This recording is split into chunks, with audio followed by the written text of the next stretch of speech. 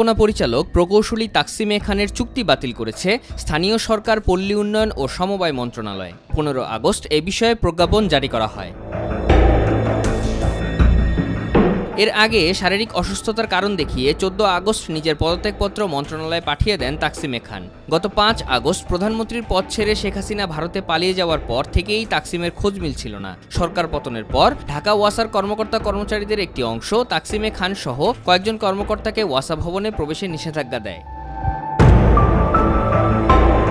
2009 সালে ঢাকা ওয়াসার ব্যবস্থাপনা পরিচালক পদে প্রথমবারের মতো নিয়োগ পেয়েছিলেন তাকসিম খান। এরপর দফায় দফায় তার মেয়াদ বাড়তে থাকে। সর্বশেষ গত বছরের আগস্টে সপ্তমবারের মতো ওই পদে আরও 3 বছরের জন্য নিয়োগ পান তিনি।